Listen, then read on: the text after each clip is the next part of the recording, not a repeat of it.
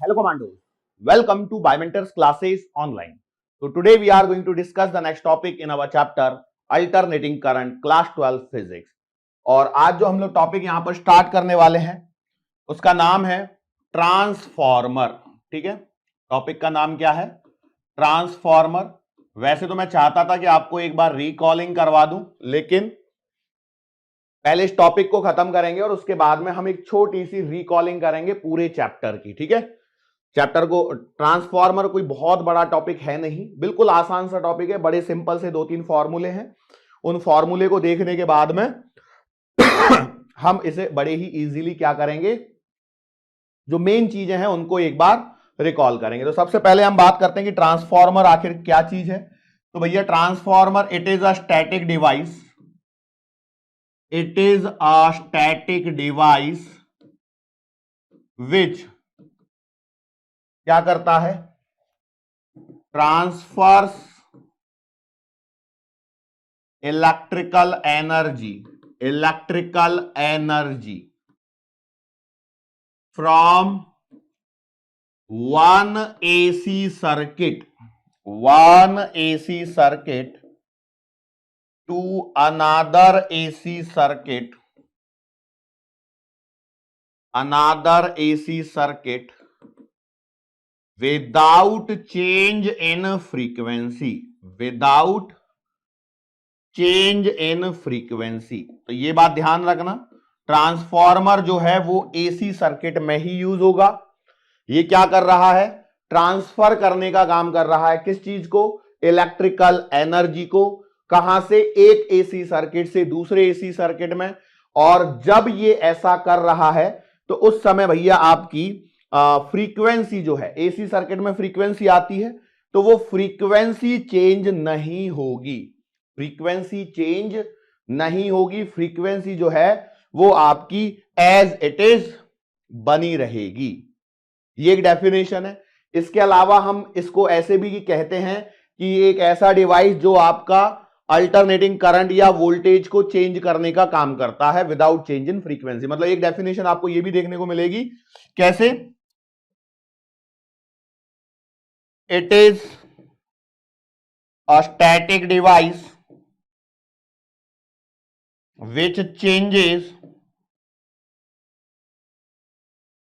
Current या voltage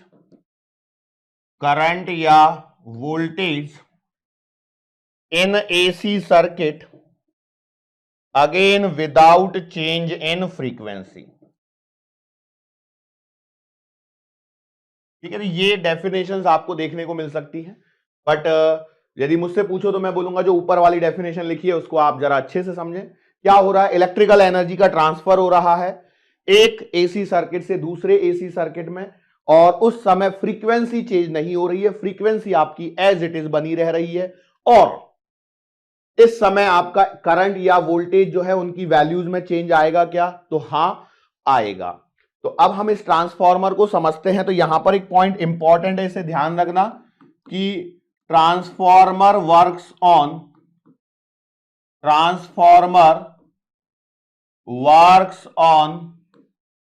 mutual induction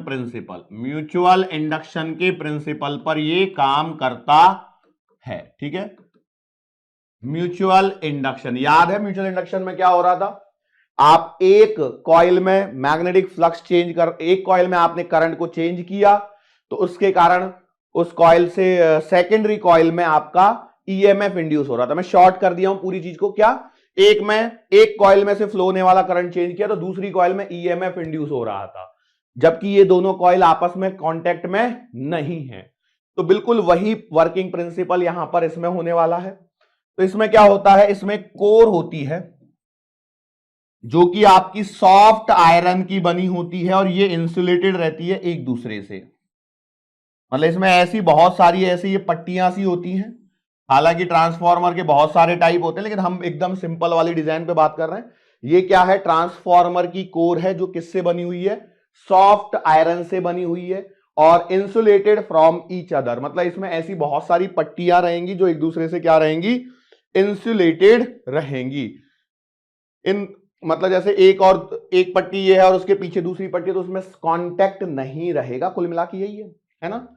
इसमें copper की वाइंडिंग करी जाती है, तो भैया देखो जैसे इधर से आपने एक वाइंडिंग करी इस पे, इस वाली आर्म पे ट्रांसफॉर्मर की, ये आपने वाइंडिंग कर दी, तो ये जो वाइंडिंग है ये आपकी कॉपर की बनी है। ये क्या है, कोर है जो किसकी बनी है, सॉफ्ट आयरन की बनी हुई है, सॉफ्ट आयरन की बनी हुई है, ये यहां पे हो गई। इसे हमने कनेक्ट करना है एसी इनपुट, ठीक है। अब चूंकि ये इनपुट साइड में कनेक्टेड है, तो इसलिए भैया इसे कहा जाता है प्राइमरी वाइंडिंग। इसे क्या कहा जाता है, प्राइमरी वाइंडिंग कहा जाता है, या प्राइमरी कॉइल कह लो, जो भी कहना है।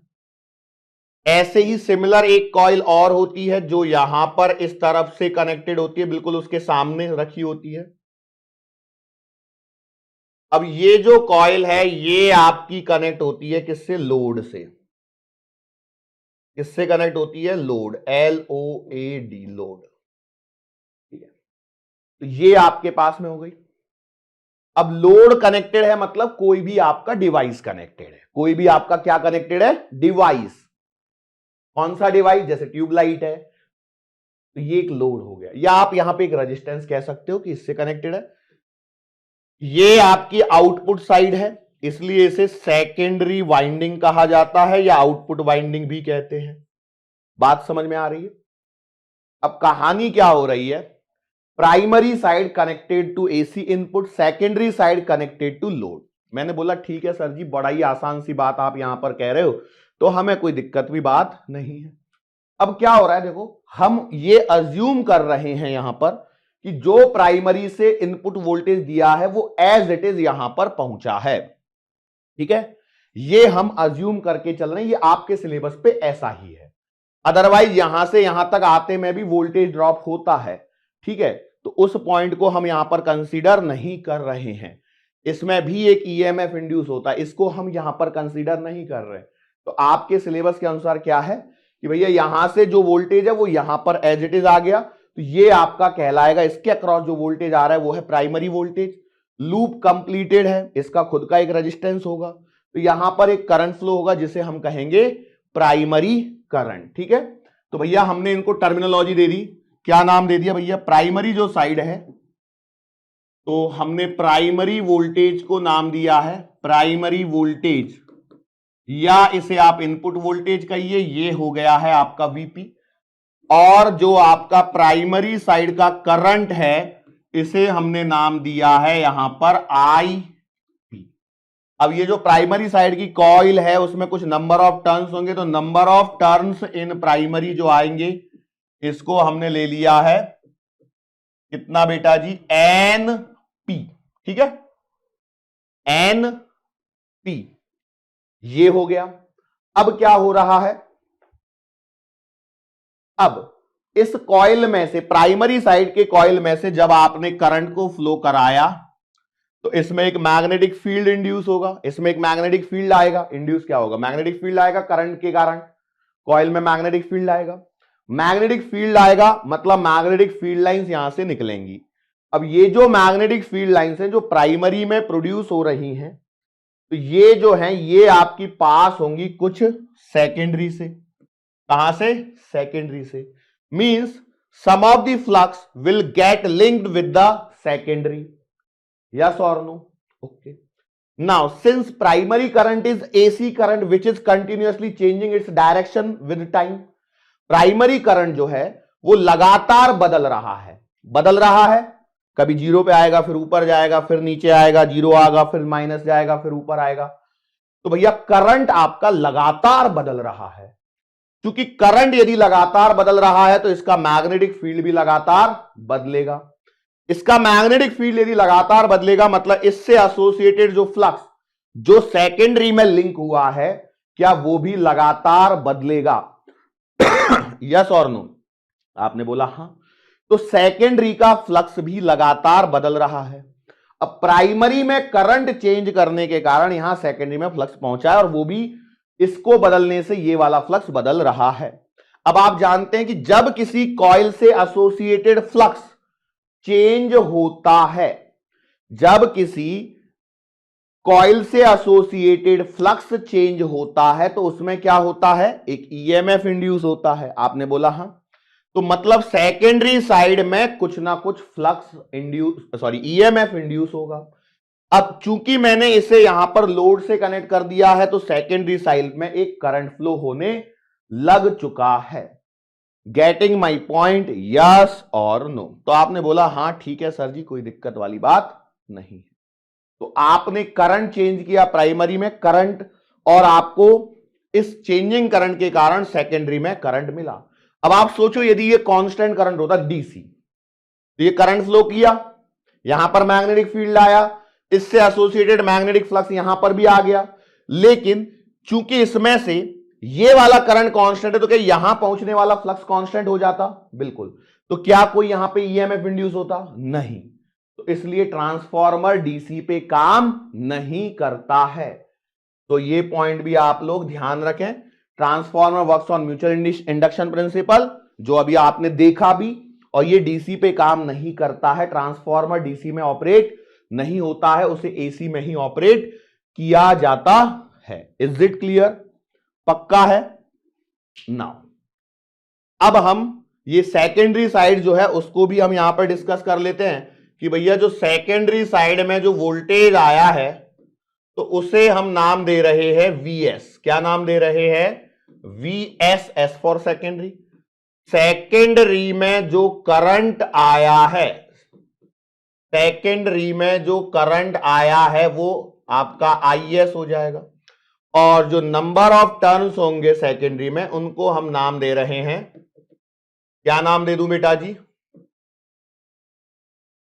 N S. मैंने बोला हां सर जी, बिल्कुल कोई दिक्कत वाली बात यहां पर नहीं है। यस और नो? तो आपने बोला हां। अब इसको हमको थोड़ा सा फॉर्मूले के तौर पे क्या करना है? डिराइव करना है। तो भैया एक बात समझो, आप जो फ्लक्स का फॉर्मूला लिखते हो वो क्या लिखते हो? फ्लक्स बराबर होता है एन बी ए बराबर, कॉस थीटा भी लिखना है तो लिख लो, तो एन बी ए, ठीक है। तो कुल मिला के क्या आप ये कह रहे हो कि भैया फ्लक्स जो है proportional to number of turns होता है? आपने बोला हां। बस, तो हम ये कह रहे हैं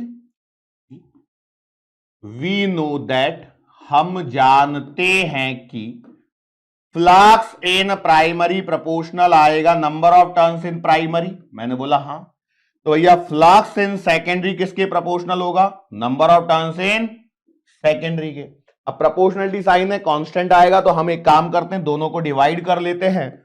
so I will get what? 1 divided by 2 करने पर मुझे क्या मिलेगा? मुझे मिलेगा phi P upon phi S बराबर N P upon N S. तो यहां ध्यान दीजिए, फाई पी जो मैंने सिंबल लिया है वो है magnetic flux in primary, magnetic flux in primary, इसको मैंने नाम दिया है कितना? Phi P. और वही फ्लक्स इन सेकेंडरी को हमने क्या नाम दिया है? पाई एस। कोई दिक्कत?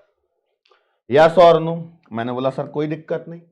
चलो मैं जरा क्रॉस मल्टीप्लाई कर लेता हूं, तो क्या मैं इसे लिख सकता हूं 1 upon N P into phi P बराबर 1 upon N S into phi S. मैंने बोला हां। अब चूंकि देखो प्राइमरी का करंट चेंज होने से क्या प्राइमरी में फ्लक्स चेंज हो रहा है? हां। तो वो कितने रेट पे हो रहा है? तो रेट निकालने के लिए आप डिफरेंशिएट करो।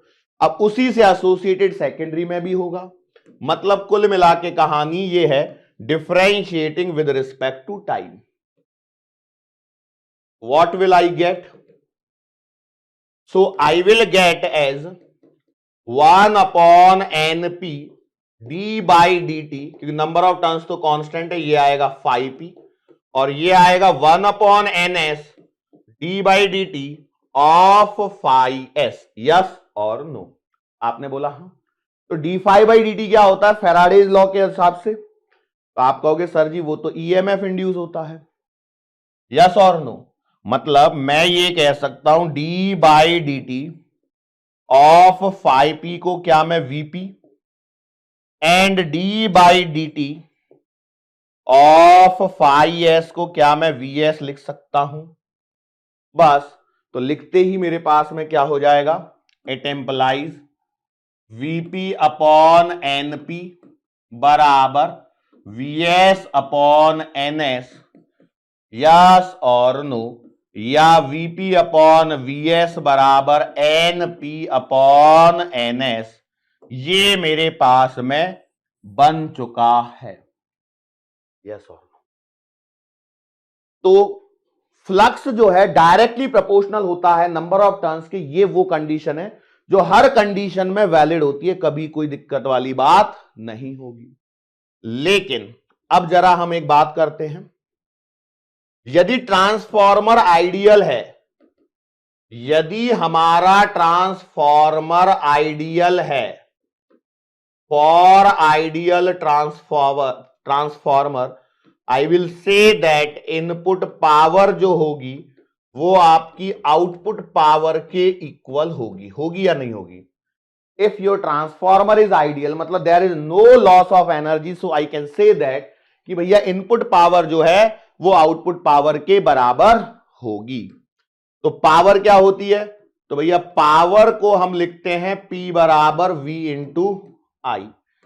सो मैं यहां पे लिख सकता हूं इनपुट पावर मतलब P इनपुट बराबर आएगा P output, that is VP IP बराबर आएगा क्या,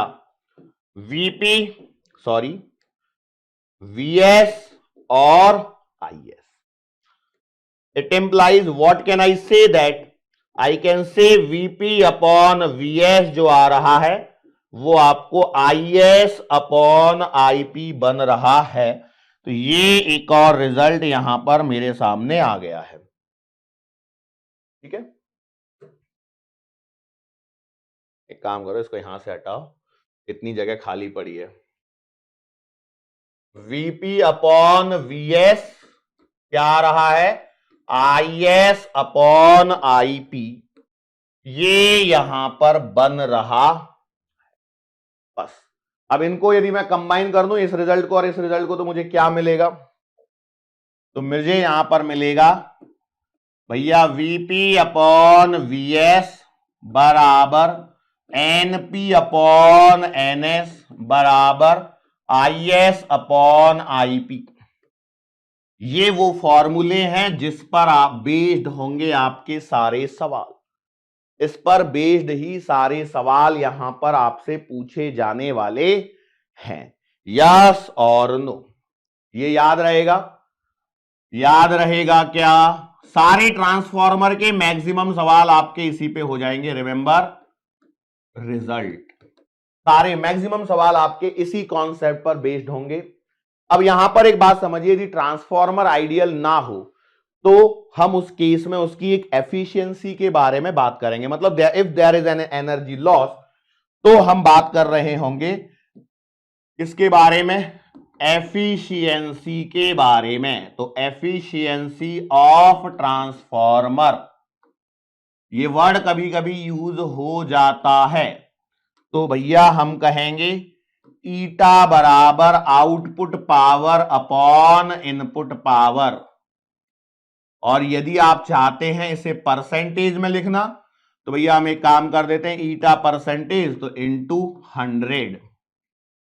यस और नो? कोई दिक्कत होगी क्या? एफिशिएंसी बेसिक है, एफिशिएंसी के बारे में आप पहले से कुछ चीजें जानते हैं। ये थी पूरी कहानी। लेकिन इसके अलावा कुछ और चीजें हैं जिस पर आपके थ्योरेटिकल सवाल बन सकते हैं, उन पॉइंट्स को भी हम लगे हाथों डिस्कस कर लेते हैं। Some important points, some important points. तो पहला पॉइंट जो है वो मैं कहना चाहता हूं भैया, देखो एफिशिएंसी जो है आपकी वो हमेशा, ये ईटा है ना, 0 और 100 के बीच में होगी, 0 और 100 के बीच में होगी। यदि मैं 0 के इक्वल भी कर सकता हूं और 100 के इक्वल भी ला सकता हूं, मतलब 0 मतलब कुछ हुआ ही नहीं और 100 मतलब जितनी इनपुट पावर आपने दी थी वो पूरी की पूरी यहां पे आपने प्रोवाइड करा दी। दूसरा important point, Vs is out of phase of Vp by 180 degree. मतलब प्राइमरी वोल्टेज और सेकेंडरी वोल्टेज में जो फेज डिफरेंस होगा वो 180 का होता है, 180 का होता है। इसे आप ऐसे समझिए कि भैया देखो क्यों ऐसा है, कोई एक आइडिया बता सकते हो क्या? सोचिए और बोलो। Vs जो है वो आउट ऑफ फेज है बाई 180 डिग्री, 180 डिग्री का फेज डिफरेंस है, क्यों हो रहा होगा? इसको आप ऐसे समझ सकते हो, देखो ये क्या है, कॉइल है। अब ये हम आइडियल सिचुएशन की बात कर रहे हैं, एक तरह से कुछ ऐसा ही हो रहा है। अब यहां पर 180 डिग्री का फेज डिफरेंस आता है वोल्टेज वोल्टेज में, ठीक है। अब क्यों होता है, ऐसे समझो आप, जैसे आपने एल सर्किट पढ़ा है, एल सर्किट पढ़ा है, प्योर इंडक्टिव सर्किट पढ़ा है, तो भैया वोल्टेज और करंट में जो फेज डिफरेंस आएगा वो कितने का आता है? 90 डिग्री का आता है कि नहीं आता है? आता तो है, लेकिन अब देखो क्या है ना, वो चीजें यहां पर लग नहीं पाती, ये प्रैक्टिकल चीजें हैं क्योंकि इसमें कंस्ट्रक्शन का भी रोल है और बहुत सारे फैक्टर्स हैं जो हमारे सिलेबस के पॉइंट ऑफ व्यू से नहीं है, जिनको मैं अभी यहां पे आपको एक्सप्लेन नहीं कर सकता, और मैं करूंगा तो वो आपको वैसे भी पल्ले नहीं पड़ेंगे। रादर देन यदि कोई क्वेश्चन बना सकता है एग्जामिनर तो वो क्वेश्चंस मैं यहां पर आपको जरूर जरूर देना चाहूंगा। सेकेंडरी वोल्टेज जो है वो प्राइमरी वोल्टेज से 180 डिग्री के फेज डिफरेंस पे रहेगा, लेकिन Vp and Ip, primary voltage and primary current will be in same phase. अब यहां पे वो दिमाग नहीं लगाना है, कौन सा वाला, जैसे अभी मैं बोला ना, अब जैसे कई लोग कहेंगे सर ये तो इंडक्टिव सर्किट है तो फिर इसमें ऐसे क्यों नहीं हो रहा है, नहीं होगा। यहां पे Vs एंड Is ये भी भैया आपके सेम फेज में रहेंगे, मतलब सेकेंडरी वोल्टेज और सेकेंडरी करंट का भी फेज डिफरेंस 0 है, प्राइमरी वोल्टेज और प्राइमरी करंट का भी फेज डिफरेंस क्या है? 0 है। लेकिन जो Vs है, सेकेंडरी वोल्टेज है, वो 180 डिग्री के फेज डिफरेंस में रहेगा कंपेयर टू प्राइमरी। ये पॉइंट है जिसको आपको याद रखना है अभी के लिए, ठीक है। आपको कोई पीएचडी नहीं करनी है, कुछ चीजें जब मैं बता रहा हूं तो उस पर एज इट इज ध्यान रखना है, ठीक है। Now if number of turns in primary is greater than number of turns in secondary, then हमें क्या मिलेगा? हमें मिलेगा Vp greater than Vs, primary voltage secondary voltage से ज्यादा मिलेगा और इसे कहा जाता है स्टेप डाउन ट्रांसफॉर्मर। इसे क्या कहा जाता है? स्टेप डाउन ट्रांसफॉर्मर कहा जाता है, ठीक है। यदि नंबर ऑफ टर्न्स प्राइमरी में ज्यादा हो गए तो भैया प्राइमरी का वोल्टेज भी ज्यादा होगा कंपेयर टू सेकेंडरी। तो इस केस में प्राइमरी का वोल्टेज ज्यादा है सेकेंडरी से, तो आप क्या हो रहे हैं, प्राइमरी से सेकेंडरी साइड जब आप जा रहे हो तो नीचे उतर रहे हो, तो स्टेप डाउन ट्रांसफॉर्मर इसका नाम है। और एक कि यदि ऐसा हो जाए कि एनपी कम हो एनएस से, तो भैया जी आपका वीपी कम होगा वीएस से, तो इसे कहा जाता है step up transformer. Step up transformer इसे कहा जाता है। देखो ट्रांसफॉर्मर के बेसिक कॉन्सेप्ट पे मैं यहां पे आपको चर्चा कर रहा हूं, जो आपके सिलेबस का पार्ट है, जितना आपको रिक्वायर्ड है उतना मैं यहां पर आपको बिल्कुल 101% यहां पर डिस्कस करके दे रहा हूं। यस और नो, क्लियर है? अब देखो ये हमने सारी बातें करी आइडियल के लिए, लेकिन जब आइडियल नहीं होता है तो हम उसकी एफिशिएंसी निकालते हैं। लेकिन जब आइडियल नहीं होता है तो एफिशिएंसी निकाल रहे हैं, मतलब ट्रांसफॉर्मर में क्या हुआ है, कुछ लॉसेस हुए हैं। क्या हुए बेटा? There are certain losses in transformer. उन्हें हमें थियोरेटिकली याद रखना है, थियोरेटिकली उन्हें भी हमें याद रखना है। लॉसेस इन ट्रांसफॉर्मर, ट्रांसफॉर्मर में होने वाले लॉसेस, ठीक है। अब देखो, पहला जो ट्रांसफॉर्मर में लॉस पॉसिबल है वो है फ्लक्स लीकेज का। क्यों भैया फ्लक्स लीकेज का लॉस क्यों हो रहा है, कोई बता सकता है? अब देखो भाई, अब यहां से प्राइमरी साइड से आपका पूरा जो फ्लक्स है, देखिए यहां से पूरा फ्लक्स यहां पर जाने की कोशिश कर रहा है। क्या कर रहा है? पूरा जो फ्लक्स है वो आपका इस जगह से इस जगह पर जाने की कोशिश कर रहा है। तो इस कोशिश में हो सकता है कुछ फ्लक्स यहां से बाहर निकल जाए, इसी को हम क्या कहते हैं? फ्लक्स लीकेज कहते हैं। तो हम इसे लिखेंगे कैसे?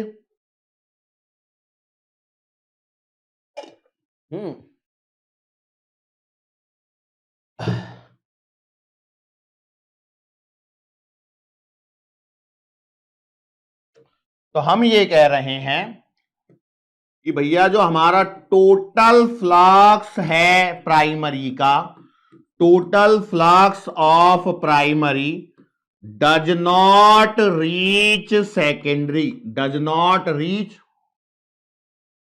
Secondary winding, secondary winding called as flux leakage, इसी को कहा जाता है फ्लक्स लीकेज, इसी को कहा जाता है फ्लक्स लीकेज। अब प्राइमरी का पूरा फ्लक्स सेकेंडरी में नहीं पहुंच रहा है तो ये आपका हो गया फ्लक्स लीकेज। इसे कम कैसे कर सकते हैं? कैसे कर सकते हैं? तो to minimise the flux leakage, to minimise the flux leakage हम क्या करते हैं? Put windings, put windings one over another, या वेरी क्लोज, या फिर मैं क्या कहूं वन ओवर अनादर, एक के ऊपर एक रखो, या फिर हम क्या करते हैं क्लोजली रखने की कोशिश करते हैं। पुट वाइंडिंग्स वन ओवर अनादर क्लोजली, वन ओवर अनादर क्लोजली। जितना पास होगा, देखो फ्लक्स बाहर जा रहा है तो प्राइमरी वाइंडिंग और सेकेंडरी वाइंडिंग को जितना पास रखोगे क्या उतना ही लीकेज कम होगा? जितना आप प्राइमरी वाइंडिंग और सेकेंडरी वाइंडिंग को क्लोज रखोगे क्या उतना ही लीकेज के चांसेस कम है? तो आपने बोला हाँ। दूसरा जो लॉस यहां पे हो सकता है उसे कहा जाता है हीट लॉस। अब ये हीट लॉस कितना होगा? तो आपको पता है हीट लॉस होगा I²R। तो मिनिमाइज कैसे करेंगे? तो मिनिमाइज क्या करो? Decrease resistance. यदि मिनिमाइज करना चाहते हो तो इसके रेजिस्टेंस को क्या करो? मिनिमाइज करो। अच्छा, इसके अलावा और कोई लॉस हो सकता है क्या? सोचो, होगा एडी करंट लॉस। भैया देखो एडी करंट लॉस, अब क्या हो रहा है, जैसे आपकी जो वाइंडिंग्स है वो वाइंडिंग क्या है, एक तरह की प्लेट्स है, तो उन वाइंडिंग में भी क्या होता है? लॉस होता है एडी करंट के फॉर्म में। तो इस लॉस को हम मिनिमाइज कैसे कर सकते हैं? तो भैया इसको मिनिमाइज करने के लिए हम क्या करते हैं? लैमिनेट कर देते हैं कोर को, लैमिनेट द कोर, क्योंकि वही पट्टियां बन रही हैं तो वहां पर हम कोर का लैमिनेशन कर देते हैं ताकि उसमें ना पहुंचे। अब देखो यदि आपकी ऐसी पट्टी है, देखो ये कहीं ना कहीं तो वाइंडिंग लगाओगे। अब इस पे जैसे आपने वाइंडिंग लगाई, यदि इसका कांटेक्ट हुआ तो भैया क्या हो जाएगा? फिर इसमें एडी करंट आएगा। तो इसी को हम अवॉइड करने के लिए, मिनिमाइज करने के लिए क्या करते हैं? लैमिनेशन करते हैं किसका? कोर का। कोर किसकी बनी होती है? सॉफ्ट आयरन की बनी होती है। नेक्स्ट है हिस्टेरेसिस लॉस, ये भी तो हो सकता है।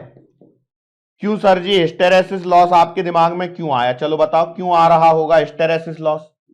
हिस्टेरेसिस लॉस क्या होता है? मैग्नेटाइजेशन एंड डीमैग्नेटाइजेशन से।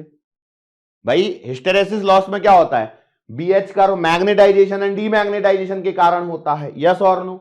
अब यहां पे क्या लगातार करंट देखो, पहले जीरो है, फिर ऊपर जा रहा है, फिर नेगेटिव जा रहा है, तो मतलब मैग्नेटाइजेशन बढ़ रहा है।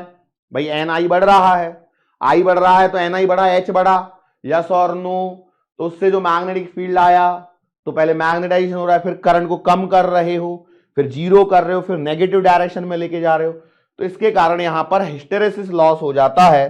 तो इसके लिए हम क्या करते हैं? टू मिनिमाइज हम क्या करेंगे बताओ? Select material with low hysteresis loss.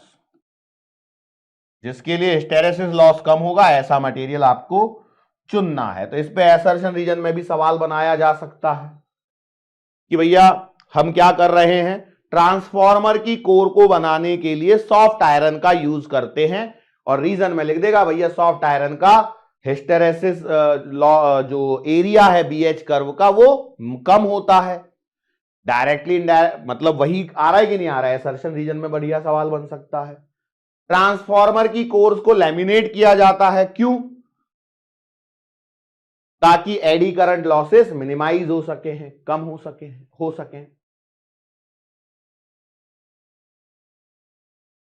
Transformer की वाइंडिंग्स को एक दूसरे के काफी नजदीक रखा जाता है ताकि फ्लक्स लीकेज कम हो सके। तो इसमें असर्शन रीजन के सवाल बन सकते हैं या फिर मैचडी कॉलम में भी डाल सकते हैं।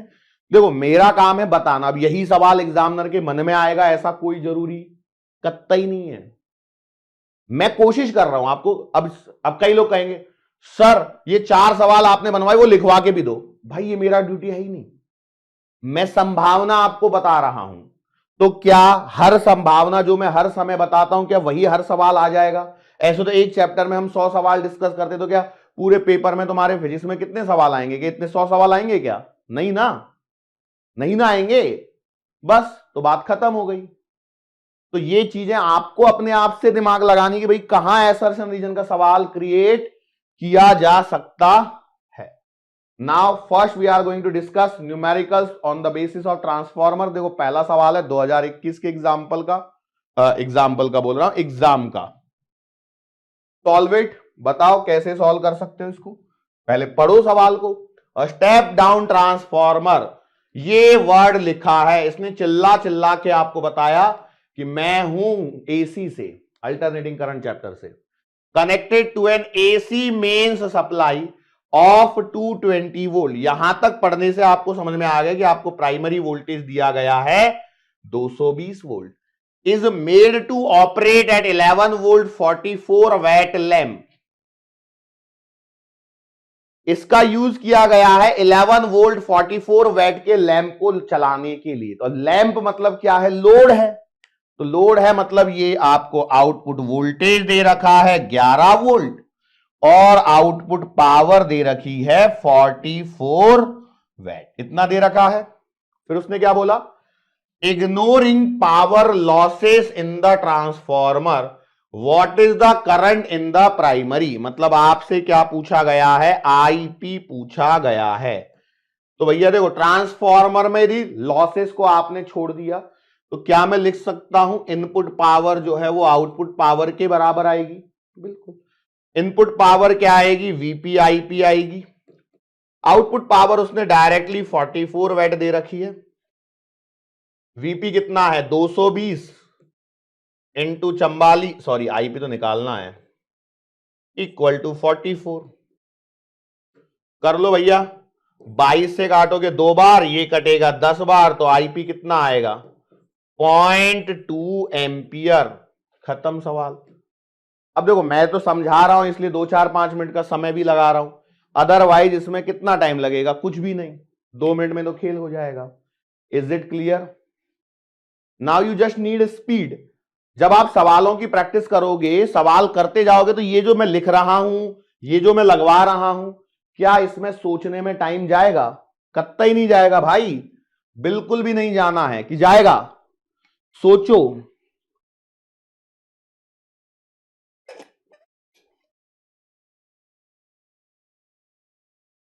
हम्म,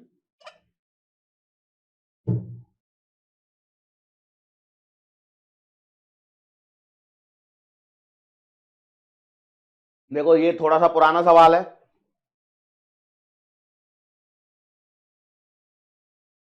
पढ़ो सवाल को। A transformer having efficiency of 90% is working on 200 volt and 3 kilowatt power supply. समझना यहां पे क्या बोला है, ट्रांसफॉर्मर की एफिशिएंसी दे रखी है 90%, ठीक है, is working on 200 volt and 3 kilowatt power supply. मतलब आपको इनपुट पावर दे रखा है 3 किलोवाट और इनपुट वोल्टेज दे रखा है 200 वोल्ट, ठीक है।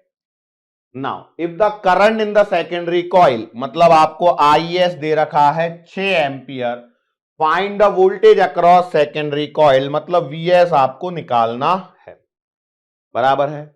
अब देखो कहानी यह है कि यदि आइडियल होता, लॉसेस ना होते, तो इनपुट पावर बराबर आउटपुट पावर करते तो ये सीधा फटाक से आंसर आ जाता, मतलब 3000 इक्वल टू वीएस इंटू 6, तो 6 पंजे 30, 500 तो दिया भी नहीं है, बराबर। लेकिन अब आप समझदार हैं, 450 आंसर आ रहा होगा। चलो देखते हैं। अब एफिशिएंसी दे रखी है, तो एफिशिएंसी क्या होती है, power output upon input power into 100, यही है। तो भैया देखो ये आएगा 90, आउटपुट पावर निकालनी है, क्यों निकाल रहा हूं, क्योंकि आइडियल नहीं है। तो भैया इनपुट पावर यही तो निकालनी है, क्या कर रहा हूं मैं, इनपुट पावर दी है, सॉरी 3000 इंटू 100, काटा पीटी करोगे तो देखो आउटपुट पावर कितनी मिल गई, 9 या 27, 00 आउटपुट पावर। लेकिन ये तो पूछा ही नहीं है, पूछा है क्या, नहीं। अब आउटपुट पावर को इससे सॉल्व करो, तो भैया देखो आउटपुट पावर क्या आएगा, वीएस आईएस 2700, वीएस निकालना है सॉरी, और आईएस 6 से डिवाइड करो तो वीएस कितना आएगा, 6 चौका 24, 450 वोल्ट। तो भैया देखो ये गया, इनमें से आंसर आएगा। अब प्राइमरी करंट और निकालना है, तो प्राइमरी करंट आप कैसे निकाल सकते हो बताओ, प्राइमरी करंट आप कैसे निकाल सकते हो, क्या डेटा है, इनपुट पावर से निकाल सकते हो, वीपी आपको दिया है, आईपी निकल जाएगा क्या, बिल्कुल। तो भैया देखो पीआई बराबर वीपी आईपी, तो ये आएगा 3000, वीपी आपको है 200 और आईपी निकालना है, तो काटो भैया, तो आईपी कितना आ रहा है, 15 एंपियर आ रहा है। तो 450 वाला ऑप्शन कौन सा है, ऑप्शन नंबर बी। 2 सवाल दे दिए भाई इसने। तो मतलब देखो सवाल का लेवल आसान है, level of the question is easy, just the different is what, किस चीज का अंतर पड़ रहा है, 2 सवाल दे दिए तो उसमें आपका टाइम कंज्यूम हुआ, बस, इससे ज्यादा कोई अंतर नहीं। चलो और देखो सवाल। हाँ अब देखो ये वाला सवाल है, मतलब ये समझ सकते हो कि ये ऑप्शन नहीं है, मतलब ये मेरा सवाल है। चलो करो, क्या है, in a step down transformer having primary to secondary turn ratio 20:1, मतलब उसने एनपी अपॉन एनएस दिया है 20/1, देखो यही दिया, क्योंकि देखो स्टेप डाउन है तो एनपी ज्यादा होना चाहिए, एनएस कम होना चाहिए, तो देखो NP upon NS 20/1। The input voltage applied is 250 volt, मतलब उसने वीपी दिया है 250 volt, and output current is 8 ampere, मतलब उसने आईएस दिया है 8 एंपियर, सही है। देखो डेटा पढ़ो, assuming 100% efficiency calculate voltage across second coil आपको निकालना है, मतलब यहां से आपको वीएस निकालना है, करंट इन प्राइमरी मतलब आपको आईपी निकालना है, और पावर आउटपुट मतलब पीओ निकालना है, चाहे इनपुट या आउटपुट जो भी निकालना है। अब देखो ये सवाल कौन से बेसिस पे होगा, देखो वीपी दिया है, आईएस दिया है, पावर नहीं दे रखी है, लेकिन उसने एनपी अपॉन एनएस दिया है, तो आप लगा सकते हैं एनपी अपॉन एनएस बराबर वीपी अपॉन वीएस। सही है। एनपी अपॉन एनएस तो आपको 20/1 डायरेक्टली है, वीपी है आपका 250, ये है आपका वीएस। बोलो भैया जी वीएस कितना आएगा? 0 0 कैंसल, 12.5 वोल्ट। पहला सवाल डन। दूसरा क्या है? आईपी पूछा है, तो भैया मैं लगा सकता हूं एनपी अपॉन एनएस बराबर आईएस अपॉन आईपी। यहां ध्यान से करना भाई। तो भैया एनपी अपॉन एनएस कितना आ गया? 20/1। आईएस कितना है? 8, और आईपी आपसे पूछा गया है, तो आईपी कितना आएगा? 8/20 या 4/10, मतलब आईपी मिल चुका है 0.4 एम्पियर। यस और नो? अब आपको क्या चाहिए? Output power. तो देखो आउटपुट पावर निकालने के दो तरीके हैं। क्या? कौन से? एक और पॉइंट, यहां NP by NS VP by VS है, लेकिन यहां आईएस अपॉन आईपी आएगा, ध्यान रखना भाई, है ना। अब आपसे क्या पूछिए? Output power. तो पावर आउटपुट देखो, चूंकि इनपुट लॉस नहीं है तो मैं वीपी आईपी से भी निकाल सकता हूं। तो कितना आएगा भैया? VP IP, VP VP VP VP 250, और आईपी कितना है? 0.4। तो ये आ गया 100 वैट। अच्छा आप इसे क्रॉस चेक जरूर कीजिए। वीएस आईएस, वीएस कितना है? 12.5, और आईएस कितना है? 8। 12 8 96, 8 40, तो देखो 100 वैट। मतलब आपने जो सवाल किया है वो सही किया, दोनों जगह से पावर सेम आ रही है। Input power equal to output power आ रही है कि नहीं आ रही है? इसको पीआई कर लो। ये तो कई लोग कहेंगे सर पावर का फॉर्मूला तो ये है ना, इनपुट में तो पीआई आना चाहिए था ना। लो भैया आपकी तसल्ली के लिए मैंने वो भी किया है। कर पाएंगे कि नहीं कर पाएंगे, कि डर लगेगा भैया इन सवालों से? डर तो नहीं ना लगेगा? बस डरना ही नहीं है, बस मैं यही कह रहा हूं। चलो और एक आध सवाल देखिए। देखो ये है एक सवाल, 2023 का सवाल है ये। In a series LCR circuit, transformer के करवा चुका हूं। द इंडक्टेंस एल इतना दिया है, कैपेसिटेंस सी इतना दिया है, रेजिस्टेंस आर इतना दिया है, the frequency eight which resonance occur. अब देखो यहां पे ऑप्शन देखिए, किलो हर्ट्ज भी है और रेडियन पर सेकंड भी है। तो अब आपको पता नहीं है कि एग्जैक्टली क्या निकालना है, मतलब एफ निकालना है या ओमेगा निकालना है, तो दोनों निकालने पड़ेंगे तभी आप बता पाओगे। सवाल कब का है? 2023। तो देखो यदि मैं एफ नॉट निकालता हूं तो ये आएगा 1/2 under the root of L C, और यदि मैं ओमेगा नॉट निकालता हूं तो ये आएगा 1/अंडर रूट ऑफ एल सी। तो मैं वैसे भी इसमें ये निकालना ही पड़ेगा, तो इसी को निकाल लेते हैं भैया। तो ओमेगा नॉट निकालने की कोशिश करते हैं, यदि ये नहीं आया तो फिर वो आएगा। एल कितना है? 10 milli henry into capacitance 1 microfarad. अब जरा यहां ध्यान दीजिए, देखो 1 0 से -2 -8, -8 का रूट लोगे -4 ऊपर जाएगा तो ये आएगा 1 2 3 4, ठीक है। लेकिन ये आएगा रेडियन पर सेकंड। ये मैच कर रहा है क्या? तो भैया देखो ये नहीं है, मतलब रेडियन पर सेकंड के तो दोनों ऑप्शन गए। तो अब आपको देखना है किस पे बात करनी है? एफ नॉट पे। तो भैया देखो एफ नॉट बराबर आएगा 1/2 अंडर रूट एल सी। तो देखिए एफ नॉट बराबर 1/अंडर रूट एल सी की वैल्यू ओमेगा नॉट है, तो वो हमारे पास में इतनी आ रही है, तो मैं सीधा लग दूं 1 2 3 4 और 2 × 3.14। तो भैया एफ नॉट कितना आएगा? 6 से डिवाइड कर लो, लगभग लगभग। तो अब यहां पे ध्यान दो, बस थोड़ा सा ध्यान देना, जल्दबाजी में गलती ना हो जाए। यदि आपको किलो चाहिए तो इसको साइड में निकालना पड़ेगा, क्योंकि देखो किलो हर्ट्ज में है, तो ये 10/6 किलो हर्ट्ज। तो क्या ये 1.59 आना चाहिए? बस बात खत्म हो गई। ये हमारा ऑप्शन है थर्ड नंबर पे। 1 2 3 4 छपा नहीं है, कोई बात नहीं, उससे कोई घबराने की आवश्यकता नहीं होती है। हमें अपनी बुद्धिमानी का भी परिचय देना होता है। ठीक है, कर पाओगे? चलो अगला सवाल देखो, 2023 का सवाल है, ट्रांसफॉर्मर पे ही पूछा है। क्या है देखो, 12 वोल्ट 60 वैट लैंप, मतलब आपको आउटपुट पावर दे रखी है 60 वैट और आउटपुट वोल्टेज दे रखा है 12 वोल्ट। मेरे को लैंप बोलते ही कनेक्ट समझ में आ गया। Connected to the secondary of a step down transformer, उसने लिख के भी दिया है, मैंने पढ़ा भी नहीं आगे, उससे पहले मेरे को समझ में आ गया था। आया कि नहीं आया? बोला whose primary is connected to AC mains of 220 volt, तो वीपी भी दे रखा है 220 volt. Assuming the transformer to be ideal, what is the current in the primary, आपसे आईपी यहां पर पूछा गया है। तो भैया सिंपल कॉन्सेप्ट लगेगा क्या, आउटपुट पावर बराबर इनपुट पावर, यस और नो? तो भैया आउटपुट पावर दे रखी है, इनपुट पावर को मैं वीपी आईपी लिख सकता हूं। सॉल्व इट, कितना आएगा? ये है 60, वीपी है 220 और आईपी आपको चाहिए।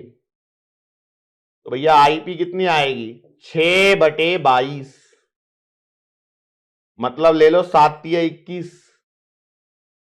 मतलब 0. ये 60 हो जाएगा, 22 दूना 44, 22×3 66, तो 2 44 16 0, 22 पंजे 110, 22 132 और 22 सत्ते 132, 2 34, 44 54। देखो बिल्कुल क्लोजिंग में रखा है उसने, मतलब थोड़ा सा चूके तो गलत हो सकता था। यदि इसको जल्दबाजी में आपने 7 और 21 कर लिए होते तो 1.3 तो 3.37 कर जाते तो गड़बड़ी हो जाती। तो हर बार ऑप्शन जरूर देखना कि भैया क्लोज प्रॉक्सिमिटी तो नहीं है, क्लोज है 0.27 2.7 0.37 3.7, मतलब 1 पॉइंट की गलती। देखो जो बच्चों से अमूमन होती है, स्टूडेंट से ये गलतियां होती हैं, यस और नो, कोई दिक्कत? अब उसने देखो 60/12 पंजे 60, 5 का कोई ऑप्शन ही नहीं दिया उसने जानबूझ के। मतलब ये सोच सकता था कि यार कोई एक बच्चा गलती कर रहा है, सेकेंडरी निकालिया है, लेकिन उसने सोचा कि नहीं निकालेगा भाई, उसने ऐसे ही करेगा, बस गलती कैलकुलेशन में होगी, ऐसा एग्जामिनर को लगा, उसने लिए उसने ऐसे ऑप्शन बना दिए। कोई दिक्कत नहीं है, यस और नो। इसके बाद एक और सवाल है यहां पे जो है कि नहीं, नहीं है, हाँ ये रहा, the net impedance of circuit as shown in the figure. Net impedance चाहिए भैया, आर दिया, एल दिया, सी दिया है, तो नेट इंपीडेंस आरएलसी सर्किट में 2023 का सवाल है, बताओ कैसे आएगा? तो नेट इंपीडेंस आएगा Z बराबर √R² plus XL minus XC का होल स्क्वायर। ठीक है, बस थोड़ा सा ध्यान देना, फ्रीक्वेंसी उसने 50 हर्ट्ज दे रखी है, रेजिस्टेंस आपको पता है, तो देखो XL आएगा 2πfL, सही है? तो बोलो XL 2π, F क्या है 50 है और L क्या है, ध्यान रखना जल्दबाजी में गलती हो सकती है, 50/π है, तो ये है 50/π और मिली हेनरी मतलब 10⁻⁻3। तो एक्सएल कितना हो जाएगा देखो, पाई से पाई कटेगा, 50 दूना 100 ये आएगा, 3 जीरो यहां से उड़ जाएंगी, तो ये बचेगा 5 ओम। सही है, वेरी गुड। अब हम बात करते हैं एक्सी, थोड़ा सा ध्यान दीजिए नहीं तो गड़बड़ी हो जाएगी।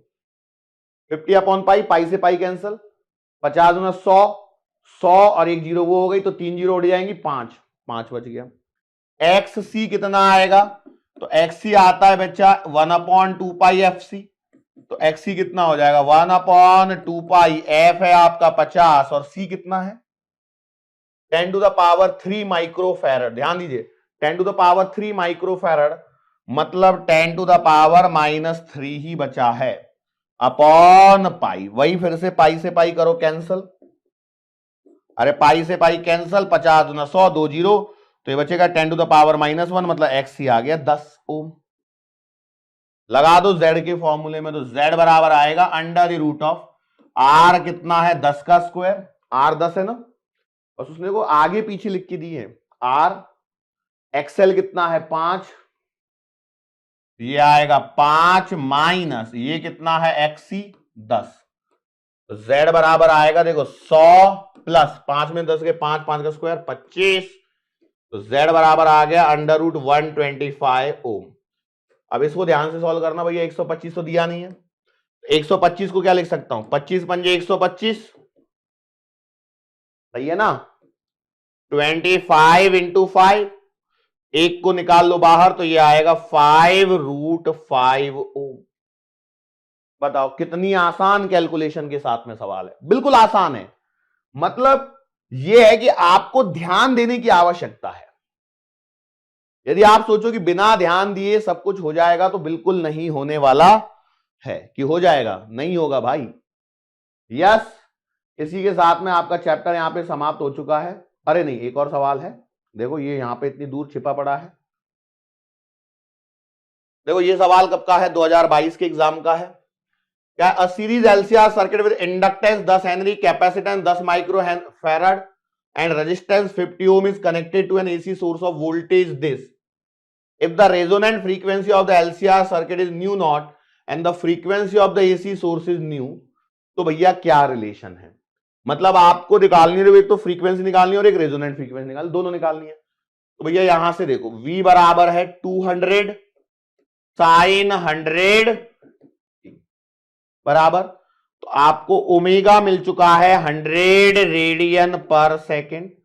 ओमेगा को मैं क्या लिखता हूं, 2 पाई एफ बराबर 100, तो एफ बराबर आएगा 50/पाई हर्ट्ज। लेकिन उसने फ्रीक्वेंसी को देखो क्या बोला है, न्यू, मतलब क्या न्यू की वैल्यू 50/पाई आएगी। अब न्यू की वैल्यू जहां पर 50/पाई नहीं है उसको हटाओ, ये गलत, 100 लिखा है, ये 50 लिखा है, ये गलत, ये हो सकता है, ये 50 हर्ट्ज लिखा है, ये भी गलत। तो आंसर तो ये आ गया। लेकिन तसल्ली के लिए हम रेजोनेंट फ्रीक्वेंसी और निकाल लेते हैं जो न्यू नॉट है, तो ये आएगा 1/2 पाई अंडर रूट LC। बोलो भैया कितना आएगा, 1/2 पाई अंडर रूट L कितना दिया है 10, और वो भी 10, ये 10 हेनरी है और ये 10 माइक्रो फैराड है, ध्यान रखना। तो काटा पीटी करोगे तो देखो 1/2 पाई, 2 जीरो गई, 10 की पावर -4, रूट लोगे तो कितना आएगा 10 की पावर -2, इसे ऊपर भेजोगे तो ये बचेगा 100/2 पाई, दैट इज 50/पाई। तो ये भी हमारा मैच कर गया, तो ये है हमारा करेक्ट आंसर। कितना आसान, यस और नो, आपने बोला हाँ। अब देखो मैं एक बार है ना रिकॉलिंग के तौर पे आपको बस ये बताना चाहता हूं,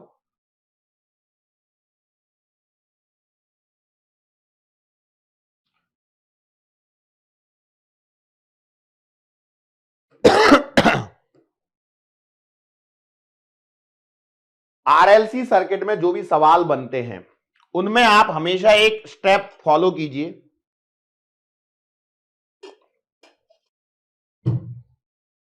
फिक्स सीक्वेंस, जैसे ये आपको R दिया है, ये आपको L दिया है, ये आपको C दिया है, और इसे आपने इससे कनेक्ट किया है। बस इन देखो ये 12-13 जो स्टेप बन रहे हैं, जो भी मैंने लेक्चर में बोला होगा, RLC ये दिया है, और ये आपको V ऑफ टी बराबर Vm साइन ओमेगा टी इस फॉर्मेट में दिया है, ये हम मान के चल रहे हैं, ठीक है। तो यहां पर जो बनने वाले सवाल हैं वो किस प्रकार से बनेंगे, तो भैया आप ध्यान दीजिए क्या है,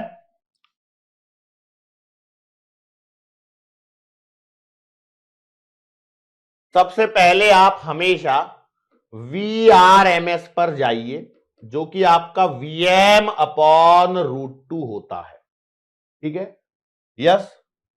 लेकिन एक बात और ध्यान रखना कि आपकी जो सप्लाई वोल्टेज होती है, सप्लाई वोल्टेज यदि डायरेक्टली गिवन है तो भैया ये सप्लाई वोल्टेज भी आपका क्या होता है, VRMS ही होता है, इसे ध्यान रखेंगे, ठीक है। सप्लाई वोल्टेज जो है वो भी आपका VRMS ही होगा, क्लियर, पहला। दूसरा पॉइंट, इसके बाद आप निकालिए XL, जो या तो ओमेगा L से निकलेगा या आपका एक्सएल बराबर आएगा 2πfl, यूनिट आपकी ओम में रहेगी। आगे बढ़ जाइए और फिर आप कैपेसिटिव रिएक्टेंस निकालिए जो 1/ω/c, या फिर आप कहिए 1/2πf। कोई दिक्कत वाली बात? फिर आगे बढ़िए और आप निकालिए इंपीडेंस। क्या निकालिए? Impedance Z। ये कितना आएगा? √r² plus XL minus XC का होल स्क्वायर। यस और नो? कोई दिक्कत होगी इसमें?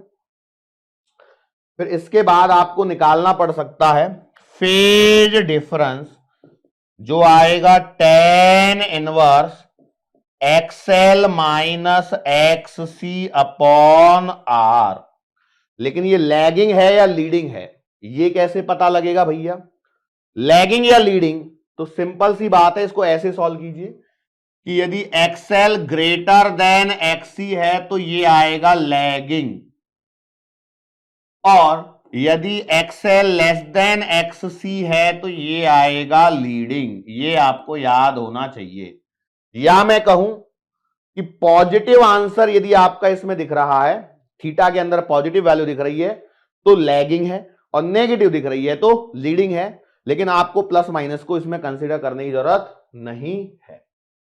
नेक्स्ट आपके पास में आता है पावर फैक्टर, जो होता है या तो cos फाई, या फिर कभी कभी आपको R/Z से भी निकालना पड़ सकता है। R/Z से भी निकालना पड़ सकता है, ठीक है। देन आपको आगे बढ़ना है, आपको निकालना है IRMS। हो सकता है मैंने पहले मेन लेक्चर में पढ़ाते समय इसको ऊपर नीचे कर दिया हो, तो उससे घबराने की जरूरत नहीं है। तो IRMS आएगा VRMS अपॉन Z। कोई दिक्कत होगी क्या? होगी क्या? बोलो नहीं ना। नाउ यहां पर IRMS जो है वो आपका IM अपॉन √2 भी होता है, जहां पर IM जो बनेगा फिर वो VM अपॉन Z से आएगा, ठीक है। ये स्टेप्स मतलब ये एक ही का पार्ट मैंने यहां पर आपको बतलाया है। नाउ मेन बात है equation of current. Equation of current ये आएगी I ऑफ t बराबर IM sine ω/t minus phi रखो। अब माइनस क्यों रख रहा हूं? देखो यदि वो प्लस वाला है तो सीधा सीधा अपना ये आ जाएगा, ठीक है। या फिर आप चाहते हो तो इसको एक और बार लिख लो भैया। देखो I ऑफ t बराबर IM sine ω/t plus phi. मतलब क्या है, ये कब यूज करनी है? माइनस कब आता है बीच में? जब आपका लैगिंग होता है, मतलब XL बड़ा होता है XC से। और प्लस साइन कब चलता है आपका? प्लस साइन चलता है जब आपका लीडिंग होता है, दैट इज XC बड़ा आता है XL से, तो भैया ये इक्वेशन प्लस हो जाती है। तो देखो जो रटने वाले हैं उनके उद्देश्य से मैंने ये बताया है, लेकिन आप जो समझदार बच्चा है वो क्या करेगा, इसको याद रखेगा। प्लस वाला एंगल आया तो यहां पे पुट कर दिया, माइनस आया तो माइनस माइनस करके खुद से प्लस कर देगा, वो समझदार है। लेकिन जिनके पास थोड़ी समझदारी की कमी है तो भाई उनको कहां छोड़ देंगे, उनको भी तो साथ में लेके चलना है। यस, ये सवाल हो गए। 8वां हो गया। 9वां पावर, एवरेज पावर के बारे में बात करी जाती है, जिसका फॉर्मूला आएगा VRMS IRMS cos फाई। अच्छा एक बात और ध्यान रखना, कभी कभी वो सीधा सीधा ही पूछ ले, पता लगा तो VM IM/2 और cos फाई, ठीक है। ये average power as it is आपको यहां पर पता होनी जरूरी है। Now voltage drop across resistor, यदि ये चीज पूछिए तो आप ध्यान रखना IRMS इंटू R लेना है। वोल्टेज ड्रॉप अक्रॉस इंडक्टर पूछा है तो आपको IRMS इंटू XL लेना है। एल नहीं लेना, एक्सएल लेना है। और वोल्टेज ड्रॉप अक्रॉस कैपेसिटर पूछा है तो ये IRMS इंटू XC लेना है, ठीक है। नाउ ये हो गया। और इन वोल्टेज का जो रिलेशन है सप्लाई वोल्टेज से, तो VRMS जो होता है वो under the root of VR का square plus VL minus VC का होल स्क्वायर, इस कॉन्सेप्ट से चलता है, जो कि हम वेरिफिकेशन के पॉइंट ऑफ व्यू से यूज भी कर रहे हैं, आपको वेरिफिकेशन करवाया है। नाउ ये 13 स्टेप्स हैं। इन 13 स्टेप्स को आप यदि नोटबुक में रख लो तो आपके RLC सर्किट पर बेस्ड, चाहे RL हो, RC हो या RLC हो, कोई भी सवाल होगा तो वो आपसे बन जाएगा। ट्रांसफॉर्मर के कॉन्सेप्ट हम लोगों ने अभी देख ही लिए, कोई बहुत बड़ी बात नहीं है। यस, रेजोनेंस, क्वालिटी फैक्टर, ये बेसिक चीजें, उनके फॉर्मुलेज को आपको एक बार देखना है, लेकिन सबसे दिक्कत ज्यादा होती है वो इनमें, ठीक है। तो इनको आप एक बार गो थ्रू करिए। और यहां पर आपका जो चैप्टर है अल्टरनेटिंग करंट, वो क्या होता है, ठीक है। इसके बाद जो नया चैप्टर आएगा उसका नाम क्या होगा, इलेक्ट्रोमैग्नेटिक पढ़ेंगे, है ना। चलो, तो हम लोग यहां पे अपने आप को थोड़ा सा विराम देते हैं, रोकते हैं बेटा, है ना। So thank you so much everyone. कुछ बातें और मैं यहां पे आपको बताना चाहूंगा। पहले हम लोग LC ऑसिलेशंस भी पढ़ा करते थे, जो आपको नोट्स में LC ऑसिलेशन पे काफी पेजेस मिलेंगे दिखे हुए, लेकिन अब चूंकि सिलेबस में LC ऑसिलेशन नहीं है, नई वाली NCERT में LC ऑसिलेशन नहीं है, तो उस वाले पॉइंट को मैंने यहां पर आपको नहीं पढ़ाया है, ठीक है। उसको हमने यहां पे स्किप किया है और सिर्फ ट्रांसफॉर्मर वाले पॉइंट को ही हमने यहां पर डिस्कस किया है। इस बात को ध्यान रखें, नहीं तो कहोगे कि सर नोट्स में तो, कि जिनके पास में प्रिंटेड नोट्स है वो बोलेगा सर हमको तो LC ऑसिलेशन है, आपने तो पढ़ाया ही नहीं भैया, अब NCERT से हट गया है, नए अपडेटेड सिलेबस के अनुसार भी LC ऑसिलेशन नहीं, ठीक है। चलो, सो कहां ये जो इंपॉर्टेंट पॉइंट था जो मुझे बताना था वो मैंने लास्ट में आपको बता ही दिया। एंड इसी के साथ में हम क्या करते हैं, अपने इस लेक्चर को, अपने इस चैप्टर को यहीं पे करते हैं समाप्त। तो thank you so much everyone, that's it for today. आज के लिए बस इतना ही, मुलाकात फिर से होगी अपनी आने वाले अगले लेक्चर के दरमियान। सो तब तक के लिए